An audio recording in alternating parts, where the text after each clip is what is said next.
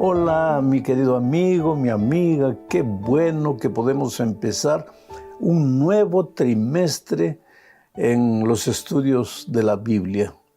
Este trimestre, el tema todo, hasta el mes de diciembre, será el tema de la misión que Dios te encomendó a ti y a mí. Hoy estudiaremos la lección número 1 para el 7 de octubre del año 2023 y el título de la lección es La misión de Dios en favor de nosotros. Primera parte.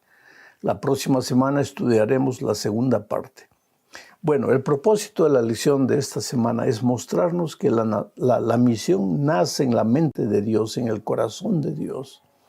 Él nos creó con amor para que viviéramos una experiencia diaria, permanente de comunión con Él.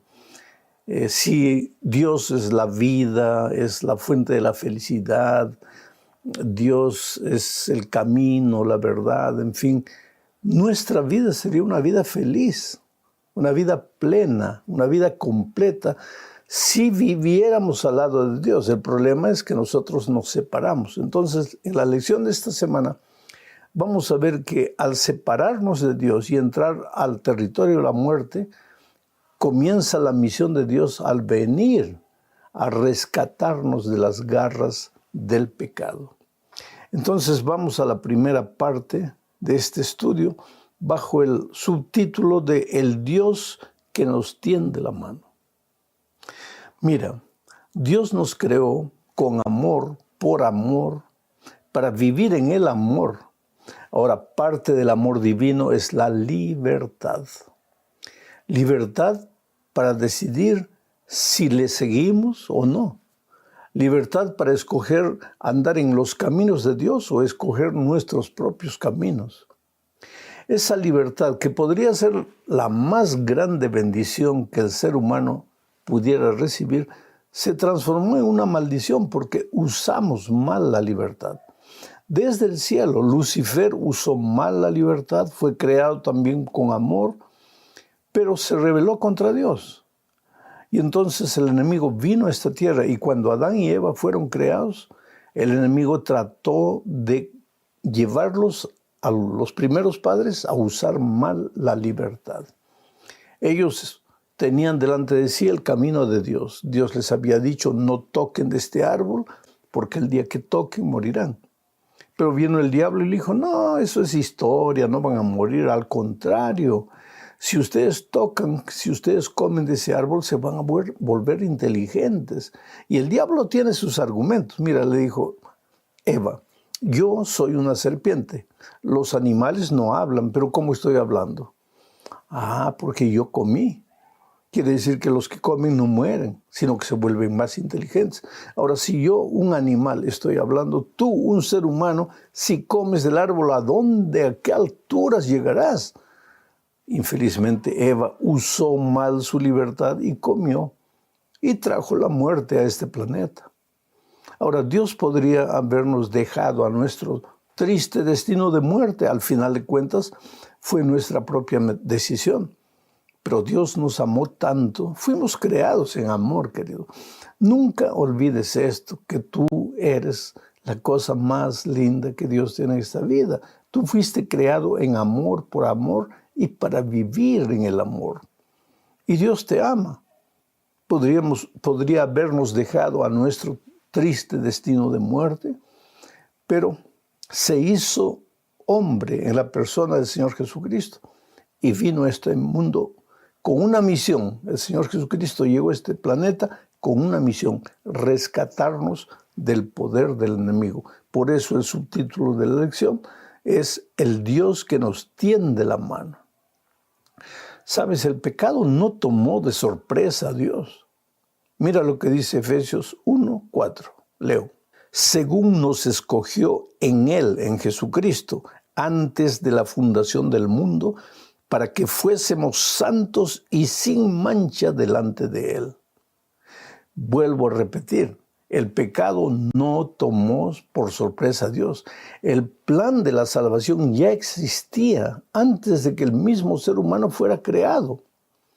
Entonces viene la pregunta que mucha gente se hace.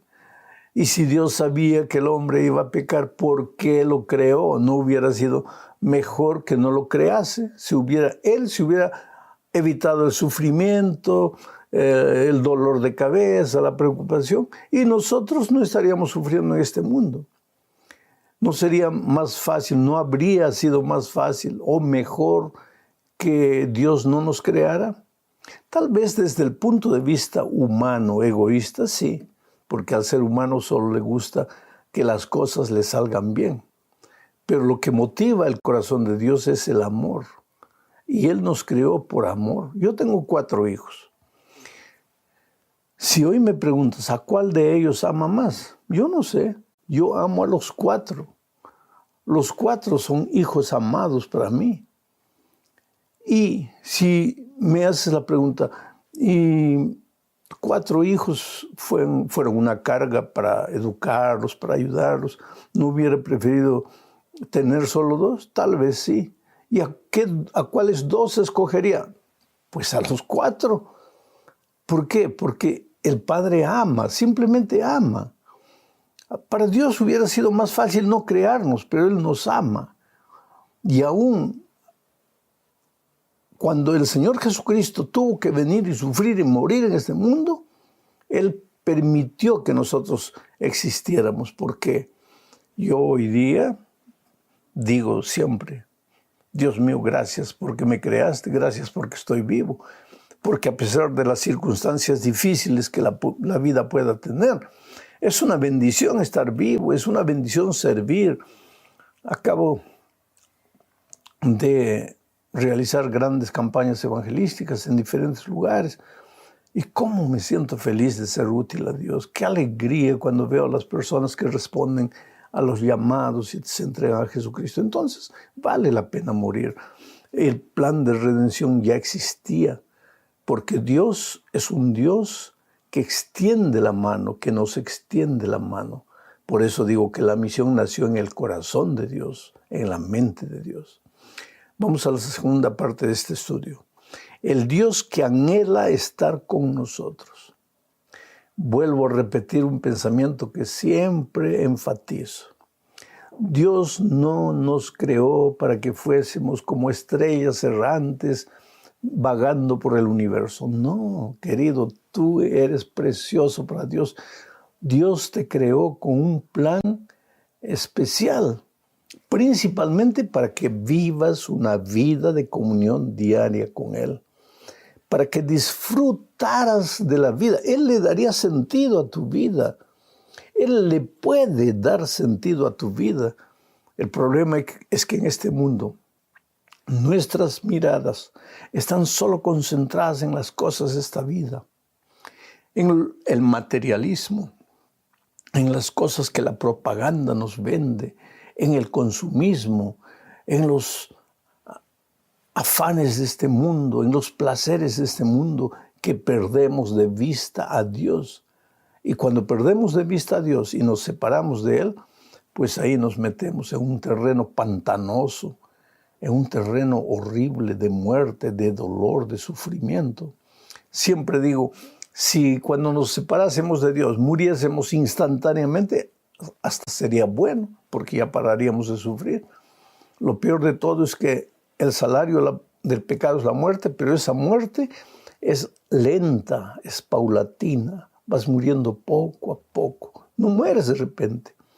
En esa vida de peregrinaje, de dolor, de sufrimiento, llega un momento en que dices, Dios mío, ¿para qué vine a este mundo? ¿Para qué estoy vivo? Pero lo que no sabes es que Dios tiene un plan para ti. Y aunque tú caíste, aunque Adán y Eva fallaron, aunque nosotros constantemente estamos fallando, Dios no se arrepiente de habernos creado. Dios no pierde la esperanza. Él envió al Señor Jesucristo a cumplir la misión de rescatarnos. Él va a hacer de todo para rescatarnos.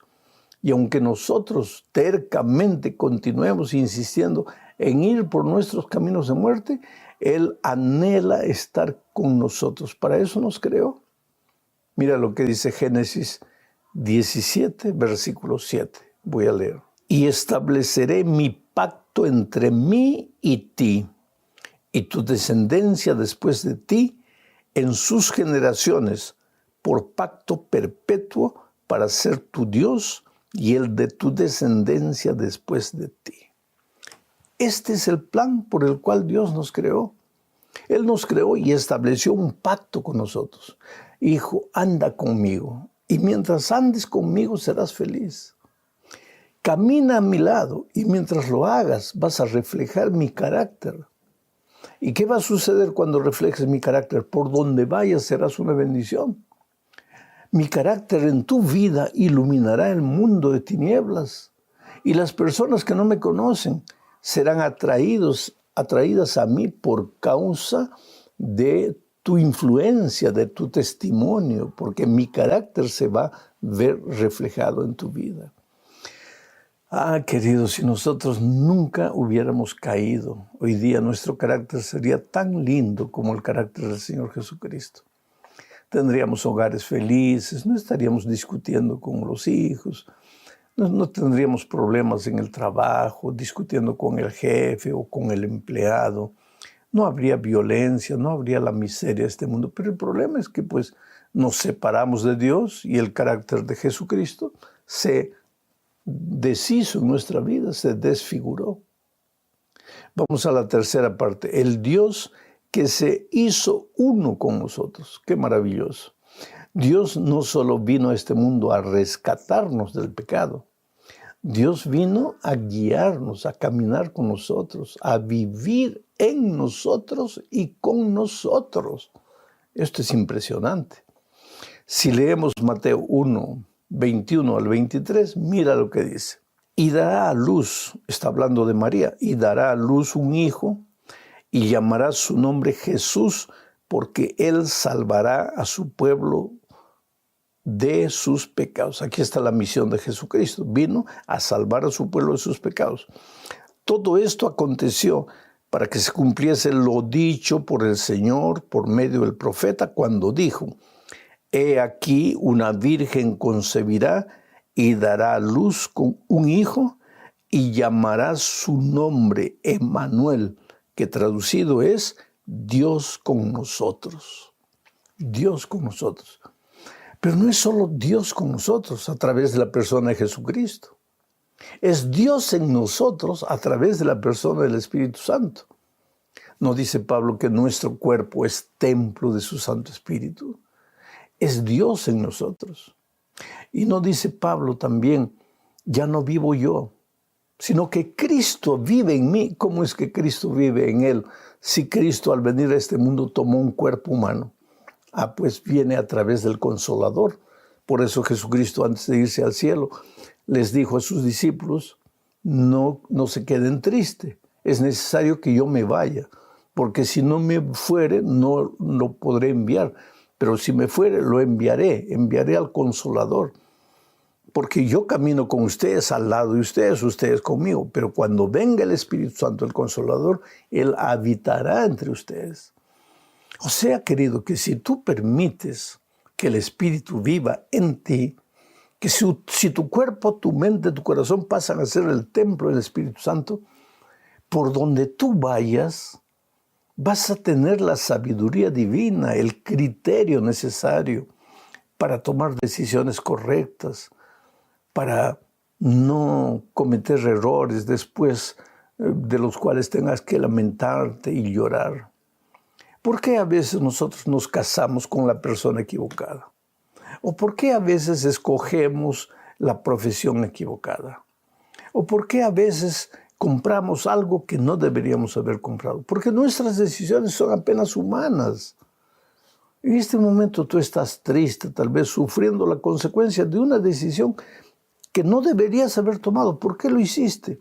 Estabas solo, querido. Pero Jesús te ama. Él no quiere que tú tomes decisiones solo. Él quiere vivir en ti a través de su Espíritu Santo, y Él iluminará tus ojos, tu entendimiento. Y nadie te va a engañar. ¿Por qué? Porque vas a conversar con Jesús, vas a consultar con Él antes de tomar cualquier decisión. Ahora vamos a la cuarta parte de este estudio. El Dios que sigue estando con nosotros. Interesante la conexión de los subtítulos que el autor de la lección hizo. Dios te extiende la mano. Dios anhela estar contigo. Dios no se queda tranquilo de brazos cruzados delante de tu situación dramática. Él envía al Señor Jesucristo porque Él no quiere solo estar contigo, Él quiere estar en ti, vivir contigo. Y ahora viene el cuarto título que dice, el Dios que sigue estando con nosotros. Aunque nosotros muchas veces no se lo permitimos, Jesucristo está a nuestro lado y quiere cumplir la misión de rescatarnos. Mira lo que dice Lucas, capítulo 19, versículo 10. En este capítulo 19 se relata el encuentro del Señor Jesucristo con Zaqueo. Y mira lo que dice. Porque el Hijo del Hombre vino a buscar y a salvar lo que se había perdido. ¿Has visto una oveja perdida? ¿O tú alguna vez te has sentido perdido en algún lugar que no conocías? Rodeado de personas a las cuales no conocías. Sabes, la sensación de estar perdido es una sensación horrible. Yo trabajé como un misionero en la ceja de la selva peruana y en esas largas caminatas hacia las aldeas que yo tenía que visitar, muchas veces me extravié y muchas veces llegó la noche y yo estaba perdido. Y yo sé lo que es sentir que se está perdido, que no se encuentra el camino. La oscuridad viene trayendo pues los ruidos de la noche, aves, insectos, muchas veces hasta fieras. A lo lejos puedes oír el rugido del tigre, en fin, el ambiente de la selva, los zancudos que vienen de noche y te muerden. Esa es nuestra situación espiritual. Un día nos apartamos de Dios, nos separamos del camino. Hoy día estamos perdidos. Es por eso que a veces sientes que todo te va mal. Por más que te esfuerzas para encontrar el camino, todo te va mal. Nada sale como tú quisieras. Encuentras un empleo, no te dura. Te casas o estableces una relación con alguien y no funciona. Vas a un lugar y te sientes deprimido y regresas a tu ciudad. ¿Qué es lo que le pasa al ser humano? Es esa inconsciente sensación de estar perdido. Pero Dios te ama. Oh, cómo Dios te ama. Él no quiere que vivas de esa manera. Por eso el Señor Jesucristo vino a este mundo justamente para rescatarte de ese estado de perdición, para rescatarte de las garras del enemigo que te tiene prisionero. Porque cuando nosotros estamos en Cristo, estamos en la vida, en la salvación, en la justicia, pero cuando nos separamos de Dios, entramos al territorio de la muerte. Y aquí, en el territorio de la muerte, nos espera el Señor de la muerte y se apodera de ti. Y no te suelta, te esclavizas, te subyuga y muchas veces te quita las ganas de vivir. Pero el Señor Jesucristo, que te ama, no se queda de brazos cruzados. Se hizo carne, vino a este mundo, pagó el precio de nuestra rebeldía y el enemigo ya no tiene más derecho sobre tu vida. El Señor Jesucristo está contigo y te encomienda una misión interesante. Esa misión está registrada en Mateo 28, 19 y 20. Dice, por tanto, id y haced discípulos a todas las naciones, bautizándolos en el nombre del Padre, del Hijo y del Espíritu Santo, enseñándoles que guarden todas las cosas que os he mandado, y he aquí, yo estoy con vosotros. Por eso, el subtítulo de esta parte de la lección es el Dios que sigue estando con nosotros. Yo estaré con vosotros todos los días hasta el fin del mundo. Sabes, en resumen, el problema no es si Dios puede estar con nosotros, porque Él quiere estar con nosotros. El problema es si nosotros queremos que Él esté con nosotros. Porque caballitos salvajes como somos, queremos correr por las praderas sin límites de las atracciones de este mundo. Y muchas veces solo nos acordamos de Dios cuando nos golpeamos la cara, cuando nos herimos, cuando estamos sangrando, cuando ya el matrimonio está deshecho, cuando ya no sabemos qué hacer. Y qué bueno es Dios que siempre se acuerda de nosotros. Y hay algo más. Entramos ahora a la parte final del estudio, que dice que el Dios que nos ama, que quiere estar con nosotros, ese Dios volverá por nosotros. Porque el Señor Jesucristo se fue al cielo y nos prometió. Y dijo una cosa interesante en San Juan 14, 1 al 3. Dice, no se turbe vuestro corazón. ¿Qué quiere decir eso? No se entristezca vuestro corazón. Ahí está la promesa. No voy a leer todo el texto bíblico. Pero ahí está la promesa. No se turbe vuestro corazón. Si crees en Dios, cree también en mí. Yo me voy ahora. Les dijo a sus discípulos, yo los dejo, yo me voy. Voy a preparar un lugar para ustedes. Y volveré. Y les prometo que me los voy a llevar conmigo. Pero mientras yo no estoy, caminen con el Espíritu Santo. Déjense guiar por el Espíritu Santo. Mi amigo querida, mi amiga, tal vez eres un padre, una madre que está sufriendo por causa del hijo. ¿Cuántas veces encuentro gente sufriendo porque el padre está enfermo, porque el esposo, la esposa está enfermo? ¿Cuántas veces encuentro gente que cree que Dios la ha abandonado? No, Dios te ama. Y muchas veces encuentro gente que piensa que para ella ya no hay perdón. ¿Cómo que no hay perdón? El Señor Jesucristo murió por tus pecados. Estás perdonado, querido. Ahora, Dios no te puede obligar a aceptar su perdón. Tú tienes que hacerlo. Bueno, donde estés, como estés, feliz o herido o triste, o tal vez apartándote de los caminos de Dios, o tal vez regresando a los caminos de Dios, esta mañana, o esta noche, o esta tarde, o en el momento que tú mires esto que estoy grabando, acepta el amor de Dios. Refúgiate en los brazos de Jesús. Escóndete en Él. Él va a secar.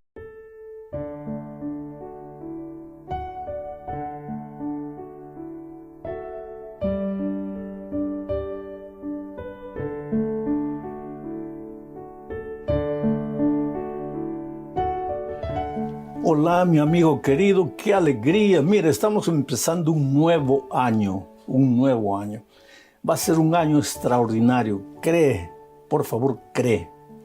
Lo primero que tienes que hacer es creer en Dios, creer que las cosas no dependen de ti. Pero después, con la seguridad de que estás escondido al abrigo de Dios, parte sin miedo para la lucha. Enfrenta lo que tengas que enfrentar. Toca la puerta que tengas que tocar.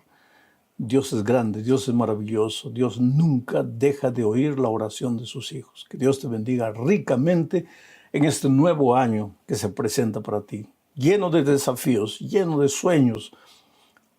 Agarra los sueños. Agarra las oportunidades, aprovéchalas. Sean pequeñas, sean grandes, no dejes pasar nada por alto. Toma en tus manos las oportunidades que vienen. Sabes que este trimestre vamos a estudiar el libro de los Salmos, los 13 sábados. Vamos a analizar diferentes salmos. Pero este estudio de esta semana es el primer estudio, es la lección número 1 para el 6 de enero del año 2024. Y el título de la lección es cómo leer los salmos, cómo entenderlos, cómo verlos. Hay que conocer un poco el contexto en que los salmos fueron escritos para entender el mensaje de los salmos. Y el propósito de este estudio es mostrar cuál es la esencia de los salmos, cuál es el mensaje de los salmos. Y ahí te vas a sorprender al ver que Jesucristo es la columna vertebral de los salmos.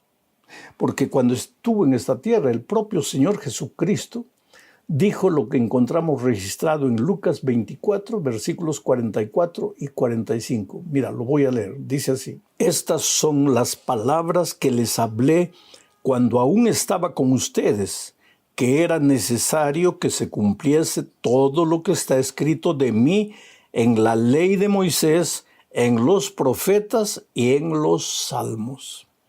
Qué extraordinario mensaje del Señor Jesucristo. Les dijo a sus discípulos, cuando ustedes lean la ley, y se refería al Pentateuco, traten de encontrarme a mí ahí en la ley. Cuando ustedes leen a los profetas, traten de encontrarme a mí en los profetas. Y cuando ustedes lean los salmos, traten de encontrarme a mí en los salmos. Yo les diría hoy, cuando ustedes lean la Biblia entera, traten de encontrar al Señor Jesucristo en la Biblia, en cada versículo, en cada capítulo. Porque yo siempre digo que la Biblia es como el mensaje de la gracia, de la salvación en Cristo, la sangre de Cristo que fue derramada en la cruz del Calvario. Es como un hilo rojo que va atravesando cada página de la Biblia, desde el Génesis hasta el Apocalipsis. Tú nunca tendrás una visión correcta de la Biblia o de cualquier libro de la Biblia si no lo estudias a la luz del sacrificio maravilloso de Cristo para salvar al ser humano.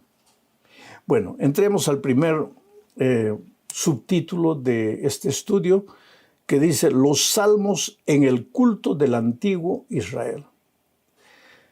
Los salmos en realidad son cánticos, son poesías escritas con el alma, con el corazón. A veces son gritos de dolor, solo que todo es inspiración del Espíritu Santo.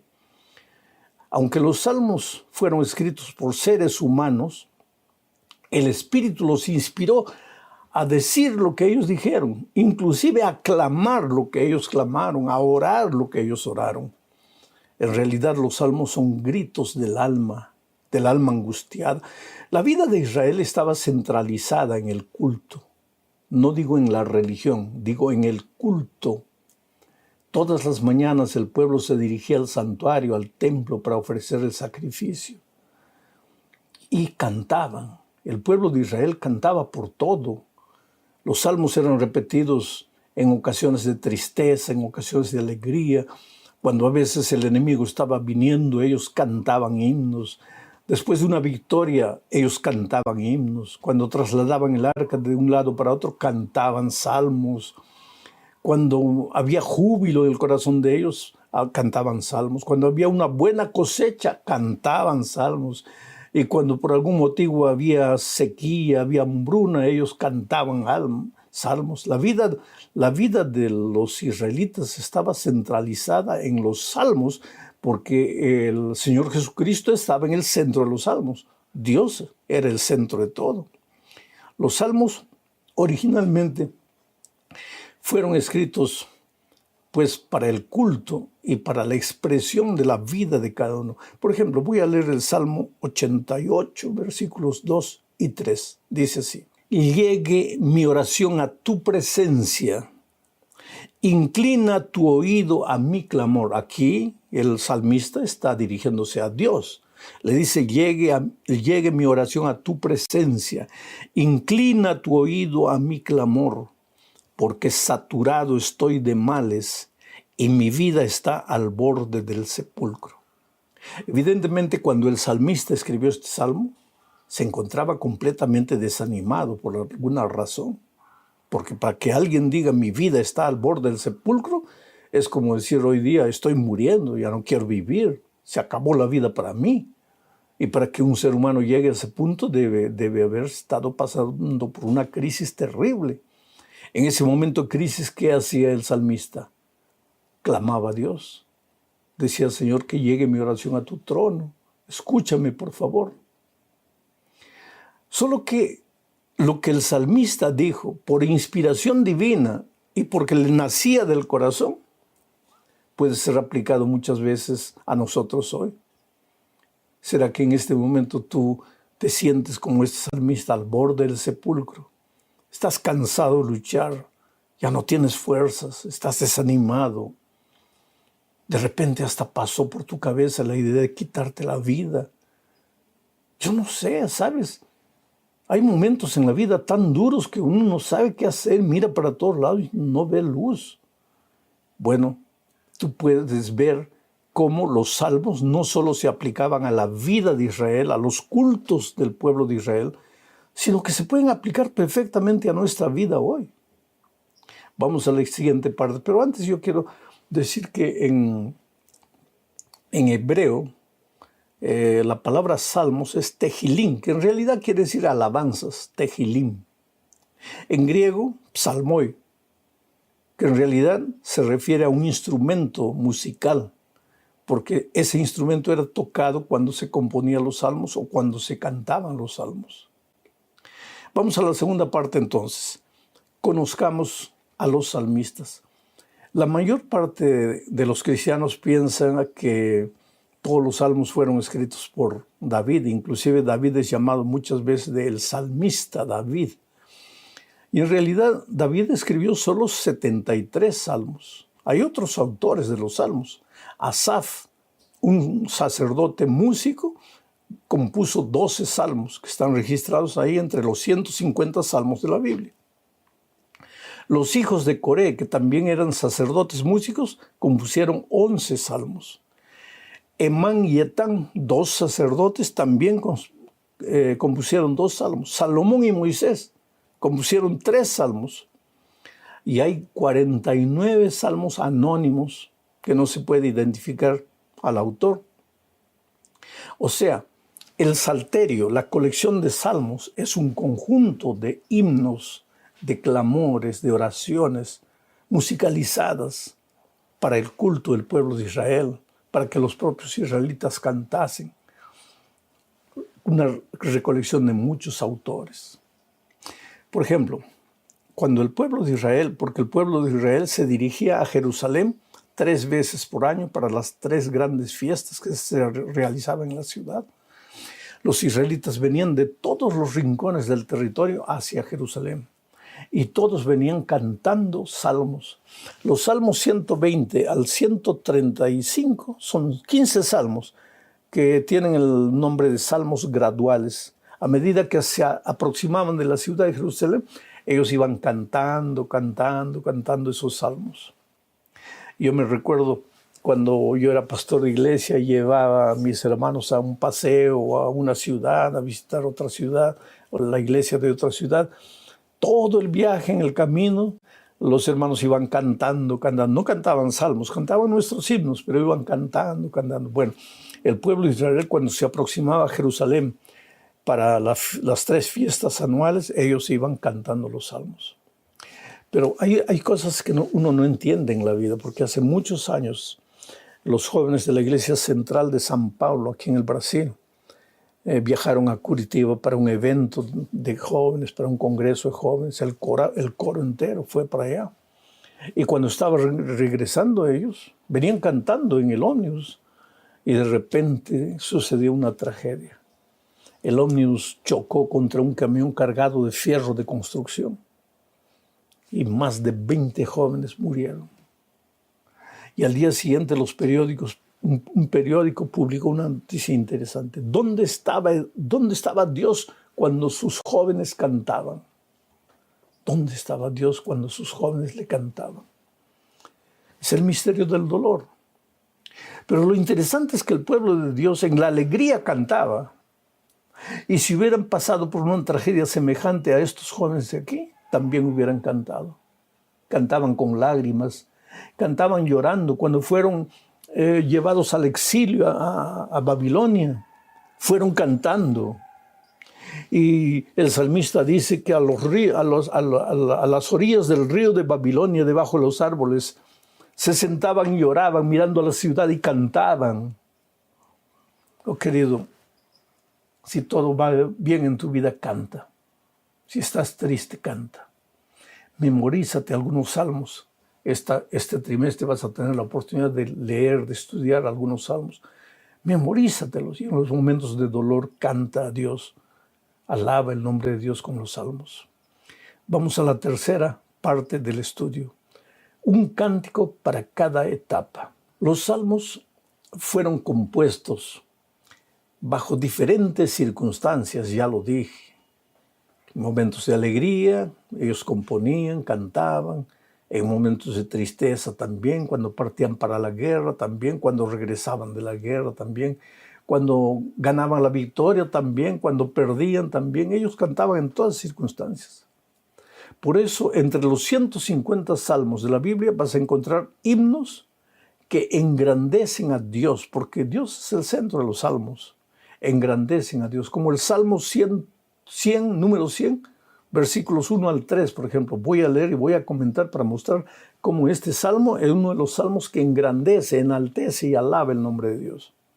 Dice así: cantad alegres a Dios, habitantes de toda la tierra. Servid a Jehová con alegría.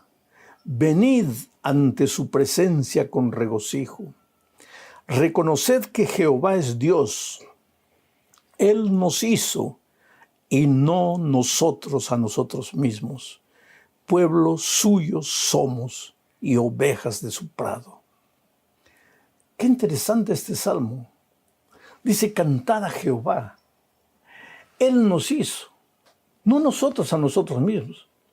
Entonces, aunque la vida te haya golpeado, aunque las circunstancias momentáneas te sean adversas, ven a Jehová con regocijo, porque si Dios es tu creador y tú eres obra de sus manos, Dios nunca te va a descartar y te va a desechar, a menos que tú te vayas voluntariamente.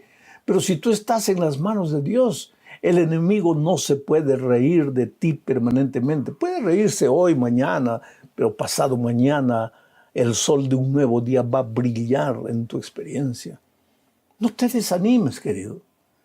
Yo no sé el momento que estás atravesando, pero confía en Dios. En la Biblia por eso encontramos salmos que enaltecen el nombre de Dios, pero encontramos también salmos de gratitud, llenos de gratitud. Por ejemplo, en Salmo 75, voy a leer solo el versículo 1 para que veas. Dice: gracias te damos, oh Dios, gracias te damos, pues cercano está tu nombre. Los hombres cuentan tus maravillas. ¿Ah? Ese es un salmo de gratitud. Cercano está tu nombre, aunque yo no te vea, Señor, aunque las circunstancias estén todo nebulosas, oscuras, sombrías, aunque llueva y truene aquí abajo en la tierra, yo sé que tú estás cerca de mí, aunque no te veo. Oh, querido, cuando la vida te golpea, muerde tu almohada, llora, llora, saca el dolor de tu corazón, pero dile: Señor, no te entiendo, no entiendo lo que me pasa, pero yo sé que cercano estás. Gracias, Señor, porque hasta este dolor me va a hacer fuerte. Porque es verdad, querido, en el dolor te fortaleces, las lágrimas riegan la esperanza en tu corazón. Encontramos también salmos de lamentaciones. El Salmo 42 es un salmo de lamentación, de dolor, de tristeza, de clamor a Dios. Existen salmos sapienciales, que son salmos que traen consejos, como por ejemplo el Salmo 1. Hay una cosa interesante con el Salmo 1 y el Salmo 2.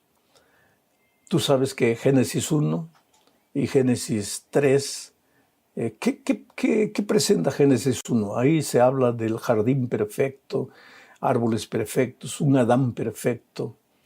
Y infelizmente ese Adán perfecto come del fruto y entra el pecado.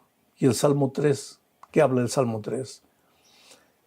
Aparece el Cordero, aparece Dios, muere el Cordero.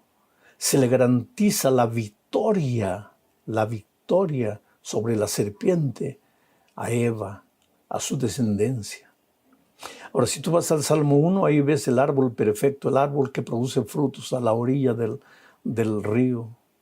Y si tú vas al Salmo 2, ahí ves al Mesías que viene a rescatar al ser humano y garantizarnos la victoria sobre la serpiente.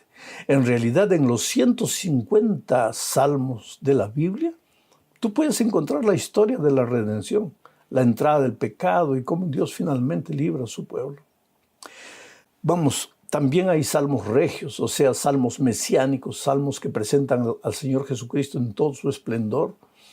También presentan a Jesucristo en su dolor, en su sacrificio, en su muerte, pero también en su victoria y finalmente en su victoria final sobre el pecado, Rey de reyes y Señor de señores, el libertador final de su pueblo.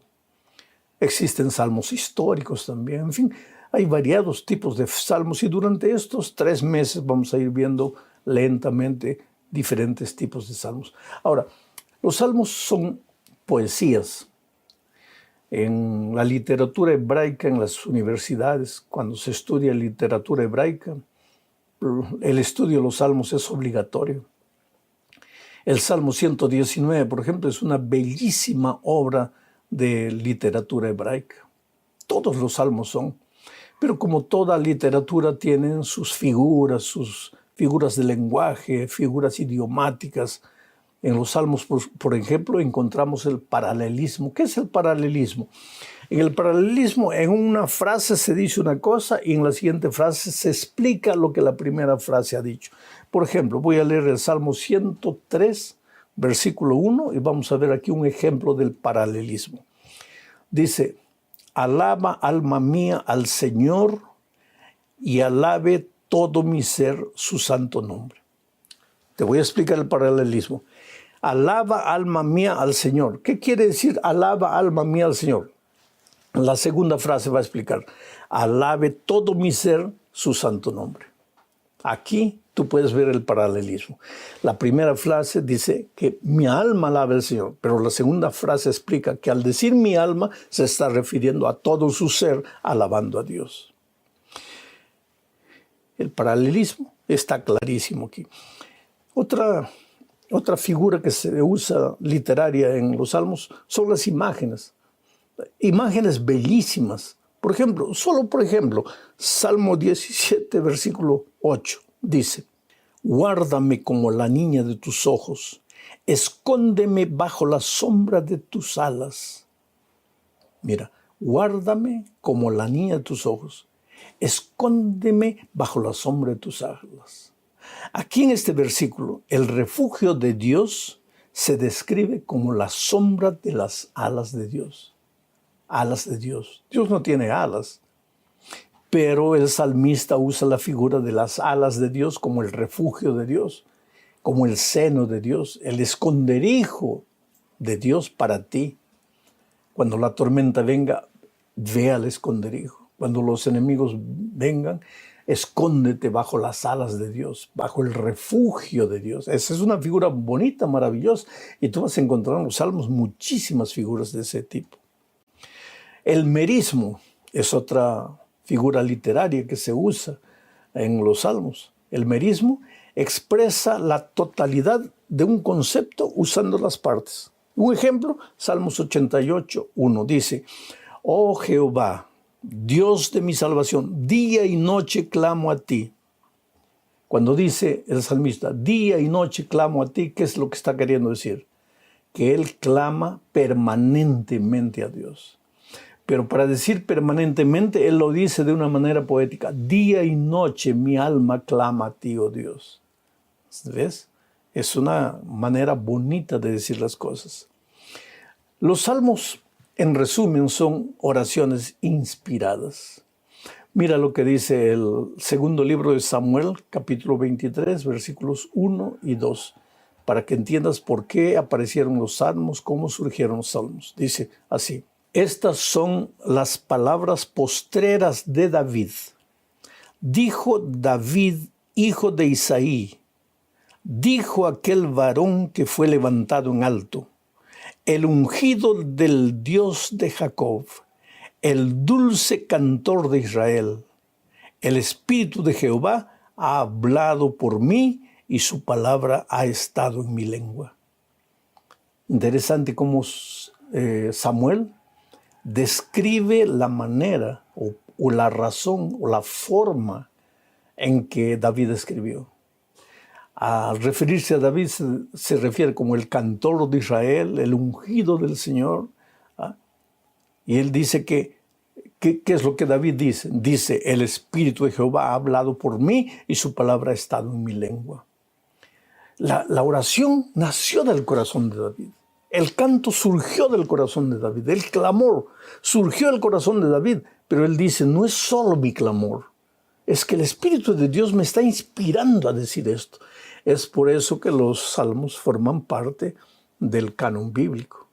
Los antiguos rabinos, los doctores de la ley de Israel, reconocieron los 150 salmos que tenemos registrados como salmos inspirados por Dios, escritos por seres humanos, pero inspirados por Dios. Tú puedes ver que en los libros de los salmos los autores se refieren a Dios como Dios mío, Señor mío, Rey mío. Ellos dicen, escucha, Señor, oye mi oración, mira mi dolor, respóndeme, líbrame. El libro de los Salmos es un libro maravilloso para ser estudiado. Yo escribí una devoción matutina usando versículos, un día Salmo, otro día Proverbio, un día Salmo, otro día Proverbio. Y pues podría haber escrito de cada versículo de los Salmos una meditación, porque es un libro riquísimo. Llegamos al fin de este estudio hablando del mundo de los Salmos. ¿Sabes, querido? El mundo de los Salmos se enfoca en Dios. Dios es el creador. Dios es el salvador. Dios es el sustentador. Dios es el gobernador. Dios es todo. Para el pueblo de Israel, Dios era todo. El pueblo sabía y entendía eso. Pero cuando el propio pueblo se descuidaba, su naturaleza pecaminosa lo llevaba a apartarse de Dios. Entonces se hería, sufría, entraba al territorio del enemigo, pues ahí sufría. Y cuando se daba cuenta que estaba sufriendo por causa de su alejamiento de Dios, regresaba a Dios arrepentido y cantaba salmos de arrepentimiento. Y Dios siempre estaba con los brazos abiertos, esperando a sus hijos, porque Dios te ama. Tú y yo somos seres humanos como David, como Asaf, como Coré, como Moisés, como Salomón. Tú y yo queremos amar a Dios con todo el corazón. Nuestro mayor anhelo es servirle. Pero vez por otra descubrimos que hay una fiera escondida dentro de nosotros que nos lleva a hacer lo que no queremos. Pero gracias a Dios que las puertas de la gracia están abiertas y podemos regresar a Él y decirle, Señor, estoy aquí. Y qué bueno que el Señor te abraza y deposita en tu frente